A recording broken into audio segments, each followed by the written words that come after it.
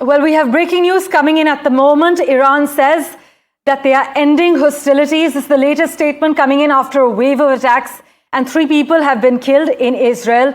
We have the latest statement from Iran at the moment, clearly, categorically saying that they are ending hostilities.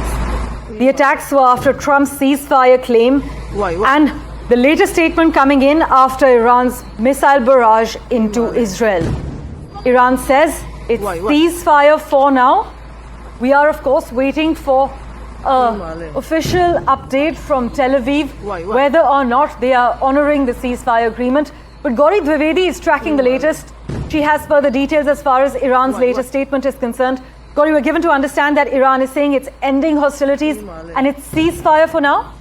Indeed, Parmeshwar, that's the announcement that's come in from the Iranian state media, that the ceasefire that Donald Trump announced several hours ago has, as per Iranian state media, now come into effect. And now going into this ceasefire, one saw missile barrages across several Israeli cities.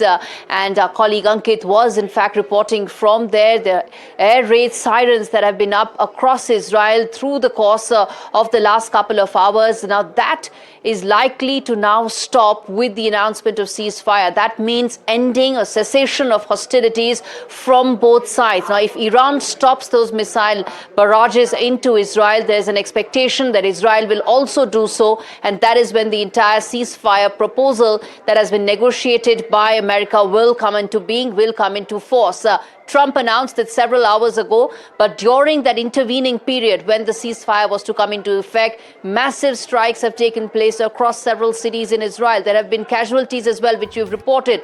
But if this ceasefire does come into effect, Parmeshwar, as we've been talking, as Donald Trump first announced, and the Iranian state media saying, it does mean the focus will once again shift away from hostilities back to the negotiating table, something that hasn't been spoken about in the last 12 days, because it was on ground where all action was actually taking place. Now, going forward, if the ceasefire does hold, Parmeshwar, it means that dialogue and diplomacy will once again be given a chance, and there will be no further strikes either from Iran or from Israel. Of course, Iran is holding fire on the presumption that Israel will keep its end of the bargain as well, which is that there has to be no strike from Israeli side as well. Now, if that does take place, it means that possibly those talks that have been practically frozen with regard to the Iranian nuclear plan will once again be revived and will become center stage. But most importantly, one also needs to now talk about, Parmeshwar, in terms of how this is likely to reshape America's role in the region, because in the backdrop of a negotiated settlement by America in this war, once again the focus will come back on how America sees itself in the Middle East, its role, and that will be extremely important going forward. Parmeshwar. Right, Ankit Tyagi is also with us at the moment. Gauri, thanks so much for that update. Ankit, we're given to understand that Iranian officials have said that it's ceasefire now. What's the latest you can report at the moment? What are you observing in Tel Aviv? Well, no confirmation from the Israeli authorities as far as the ceasefire is concerned. In fact, I was just, having a conversation with some of the officials here, and I asked them, is there any confirmation about the ceasefire? The message that I was sent back is ceasefire with a question mark, saying on the back of people being killed in Israel. So that clearly means that at least officially nothing has been said as far as the ceasefire is concerned. And till the time there is not an official confirmation from the Israeli government or the military, it is going to be the Israeli army, the defense force. It is going to be a very fragile sort of arrangement that is, that is going to be in place. But I can tell you at this moment, the number of dead in Beersheba have gone up to 4. And throughout the time that I have been in Israel, one thing that people have been saying, I went to multiple places where Iranian missiles had hit day before and yesterday as well, where people were saying that till the time, people are safe, till the time there are no deaths, till the time there are no injuries, it doesn't matter how many missiles they lob, and buildings can be rebuilt. But there is a significant amount of anger that builds up as soon as casualty figures start coming in. So we will have to wait and see how what has happened today in the morning in Beersheba has the bearing as far as this entire fragile ceasefire process is concerned. Remember, we are talking about 4 dead at this moment, many others injured. There are rescuers still looking at this area, trying to find out and figure out whether there are people trapped in the rubble as well. It happened early in the morning. Probably those people were not in the safe shelters in Israel. It is mandated that every building does have a safe shelter. Old buildings which do not, then people are usually seen taken to hotels and other places for their safekeeping. But if this has happened, it will have a bearing on what Israel does from here on. Gauri, my colleague, is still with us. Gauri, like I was saying, there has been no confirmation from Israel at this moment. This will mean that despite the announcements possibly being forced on Israel by Donald Trump, it may or may not have any impact, real impact on the ground.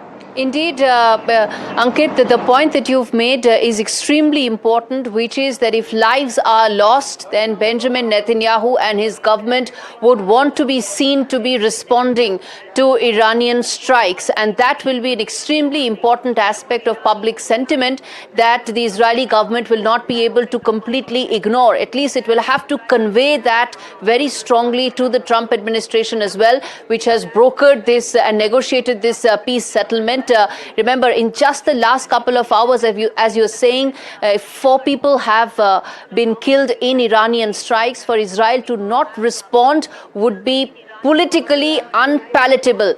Still possible, given the fact that both sides would agree to the ceasefire, and Benjamin Netanyahu would want to be on Trump's right side and his good books. But the fact that Israeli citizens, you've been speaking to so many of them, they've been extremely upset with the long war that's been going on since 7th of October 2023. And now with these Israeli citizens that have been killed in the last couple of hours, if there is no response from Tel Aviv, then it will be seen to be succumbing and bowing to Iranian pressure. And that will be very difficult from a popular and public sentiment point of view. But at the same time, Netanyahu cannot be seen to be not following what Trump's directive is when it comes to the peace settlement. And which is why it will be very difficult and politically difficult for Benjamin Netanyahu and his government to what should be the kind of response to this Iranian strikes that have come in. But at the same time, Ankit,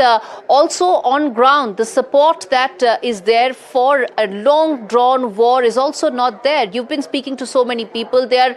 They don't want another long-drawn war. And could that be the reason why, despite Iranian strikes, Israel may not go ahead and retaliate?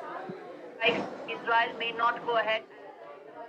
You're absolutely right. There is zero support for a long-drawn war. Majority people do support this entire operation. And, as I was saying earlier, they believe that once United States bombed those nuclear sites on Sunday morning, the objectives of this operation have been achieved. Remember, just before 7th October 2023, the Prime Minister of Israel, Benjamin Netanyahu, was facing a very difficult political situation, charges of corruption and others, and there were protests against him as well. And since then, the long-drawn war in Gaza, and now the hostilities with Iran, though people support the Israeli Defense Forces' operation and what is happening, but they do not want to see another endless kind of a war, and with where there is no sense of what the final objective is. In this operation, it was very clearly defined that the objective was to ensure that Iran is completely debarred of the capability and the capacity to develop any nuclear weapons. With America jumping in and those attacks, people believe that objective has been met. So whether there is going to be an increasing sentiment, especially from the far right parties, because now people have died. Even yesterday in the attacks and day before, I saw there were some people, those who were injured, more than 85 on Sunday, but there were no critical injuries. But this time, this attack on in Beersheba, the direct hit in Beersheba, which has resulted in the death of 4 people and other injuries as well, could in fact stir some sentiments. So it is going to be a very difficult, walk for Netanyahu at this moment to try and decide what is the way forward. Already there have been reports from Iran where they said that there have been some sort of attacks that were conducted, some operations which were conducted by the Israeli Air Force last night, and they said that this was in retaliation to those attacks. So whether this round of action and reaction ceases now or not, we will have to wait and see. Vishal, my colleague, is also with us at this moment. Vishal, very quickly coming to you, Iran has declared ceasefire.